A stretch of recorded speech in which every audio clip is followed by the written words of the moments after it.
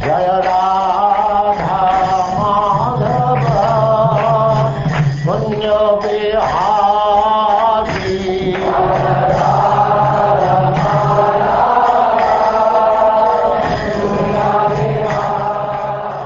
And now Chapter 11, The Perfect Society, 4 Social Classes.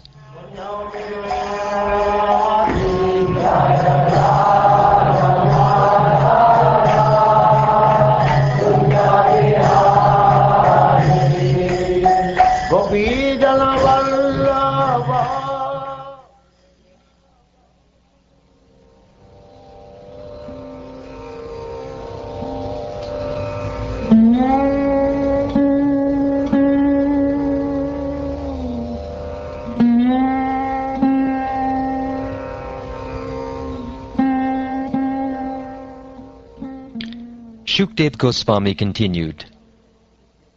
After hearing about the activities and character of Prahlad Maharaj, which are adored and discussed among great personalities like Lord Brahma and Lord Shiva, Yudhishthira Maharaj, the most respectful king among exalted personalities, again inquired from the great saint Narad Muni in a mood of great pleasure. Maharaj Yudhishthira said, "My dear Lord, I wish to hear from you about the principles of religion by which one can attain the ultimate goal of life, devotional service. I wish to hear about the general occupational duties of human society and the system of social and spiritual advancement known as Varnashram Dharma. O best of the Brahmins, you are directly the son of Prajapati or Lord Brahma.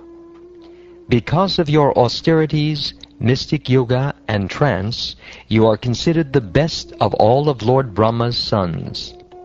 No one is superior to you in peaceful life and mercy, and no one knows better than you how to execute devotional service or how to become the best of the Brahmins. Therefore, you know all the principles of confidential religious life, and no one knows them better than you. After first offering my obeisances unto Lord Krishna, the protector of the religious principles of all living entities, let me explain the principles of the eternal religious system of which I have heard from the mouth of Narayan. Lord Narayan, along with his partial manifestation Nara, appeared in this world through the daughter of Daksha Maharaj, known as Murti. He was begotten by Dharma Maharaj for the benefit of all living entities. Even now he is still engaged in executing great austerities near the place known as Badarik Ashram. The Supreme Being, the personality of Godhead, is the essence of all Vedic knowledge, the root of all religious principles, and the memory of great authorities. O King Yudhishthira, this principle of religion is to be understood as evidence. On the basis of this religious principle, everything is satisfied, including one's mind, soul, and even one's body. These are the general principles to be followed by all human beings: truthfulness, mercy, austerity, such as observing fasts on certain days of the month, bathing twice a day, tolerance, discrimination between right and wrong, control of the mind, control of the senses, non-violence, celibacy, charity, reading of scripture, simplicity, satisfaction, rendering service to saintly persons, gradually taking leave of unnecessary engagements, observing the futility of the unnecessary activities of human society, remaining silent and grave, and avoiding unnecessary talk, considering whether one is the body or the soul, distributing food equally to all living entities, both men and animals, seeing every soul, especially in the human form, as a part of the Supreme Lord, hearing about the activities and instructions given by the Supreme Personality of Godhead, who is the shelter of the saintly persons, chanting about these activities and instructions, always remembering these activities and instructions, trying to render service, performing worship, offering obeisances, becoming a servant, becoming a friend, and surrendering one's whole self. O King Yudhishthira, these 30 qualifications must be acquired in the human form of life. Simply by acquiring these qualifications, one can satisfy the Supreme Personality of Godhead. Those who have been reformed by the Garbhadhana ceremony and other prescribed reformatory methods, performed with Vedic mantras and without interruption, and who have been approved by Lord Brahma, are Dvijas or twice-born. Such Brahmins, Kshatriyas, and Vaishyas, purified by their family traditions and by their behavior, should worship the Lord, study the Vedas, and give charity. In this system they should follow the principles of the 4 ashrams, namely Brahmacharya, Grahastha, Vanaprastha, and Sannyas.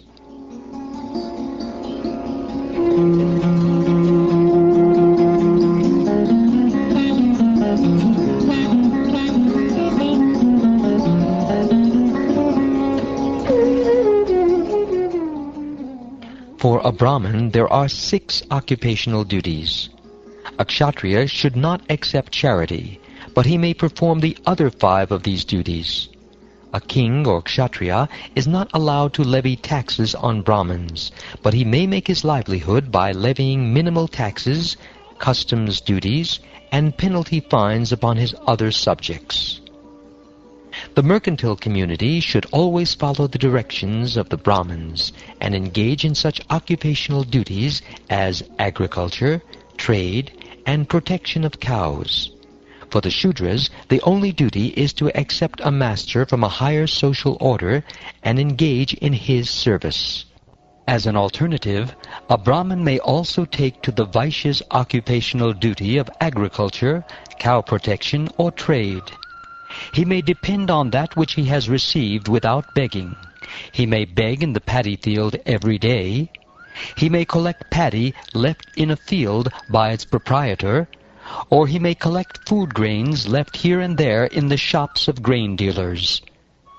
These are 4 means of livelihood that may also be adopted by Brahmins. Among these 4, each of them in succession is better than the one preceding it.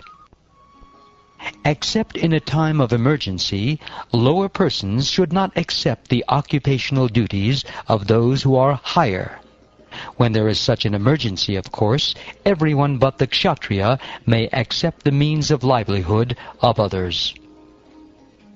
In time of emergency, one may accept any of the various types of professions known as Rita, Amrita, Mrita, Pramrita, and Satyanrita. But one should not at any time accept the profession of a dog. The profession of Anshashila, collecting grains from the field, is called Rita. Collecting without begging is called Amrita. Begging grains is called Mrita. Tilling the ground is called Pramrita. And trade is called Satyanrita. Engaging in the service of low-grade persons, however, is called Shvavritti, the profession of the dogs.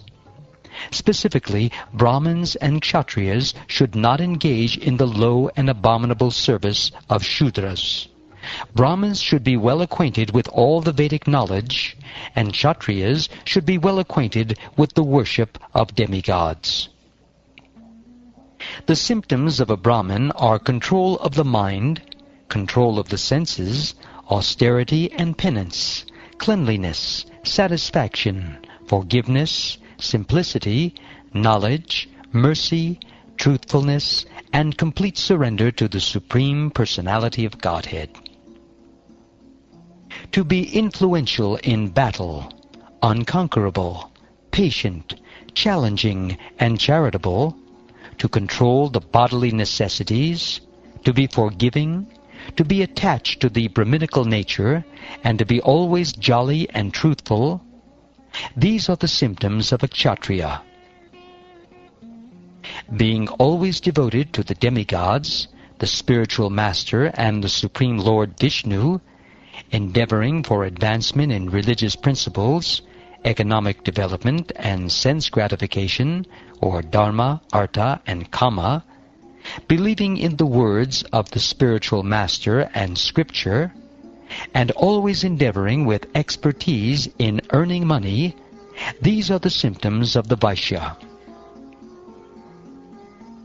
Offering obeisances to the higher sections of society, the Brahmins, Kshatriyas, and Vaishyas, being always very clean, being free from duplicity, serving one's master, performing sacrifices without uttering mantras, not stealing, always speaking the truth and giving all protection to the cows and Brahmins, these are the symptoms of the Shudra. To render service to the husband, to be always favorably disposed toward the husband, to be equally well disposed toward the husband's relatives and friends, and to follow the vows of the husband, these are the four principles to be followed by women described as chaste. A chaste woman must dress nicely and decorate herself with golden ornaments for the pleasure of her husband. Always wearing clean and attractive garments, she should sweep and clean the household with water and other liquids, so that the entire house is always pure and clean. She should collect the household paraphernalia and keep the house always aromatic with incense and flowers, and must be ready to execute the desires of her husband. Being modest and truthful, controlling her senses, and speaking in sweet words, a chaste woman should engage in the service of her husband with love, according to time and circumstances. A chaste woman should not be greedy, but satisfied in all circumstances. She must be very expert in handling household affairs, and should be fully conversant with religious principles. She should speak pleasingly and truthfully, and should be very careful and always clean and pure. Thus, a chaste woman should engage with affection in the service of a husband who is not fallen. The woman who engages in the service of her husband, following strictly in the footsteps of the goddess of fortune, surely returns home back to Godhead with her devotee husband, and lives very happily in the Vaikuntha planets. Among the mixed classes known as Sankara, those who are not thieves are known as Antevasai or Chandalas, dog-eaters, and they also have their hereditary customs. My dear king, Brahmins well conversant in Vedic knowledge have given their verdict that in every age or yuga, the conduct of different sections of people, according to their material modes of nature, is auspicious both in this life and after death. If one acts in his profession according to his position in the modes of nature, and gradually gives up these activities, he attains the Nishkama stage. My dear king, if an agricultural field is cultivated again and again, the power of its production decreases, and whatever seeds are sown there are lost. Just as drops of ghee on a fire never extinguish the fire, but a flood of ghee will, similarly, overindulgence in lusty desires mitigates such desires entirely by causing one to detest them. If one shows the symptoms of being a Brahmin, Kshatriya, Vaishya, or Shudra, as described above, even if he has appeared in a different class, he should be accepted according to those symptoms of classification.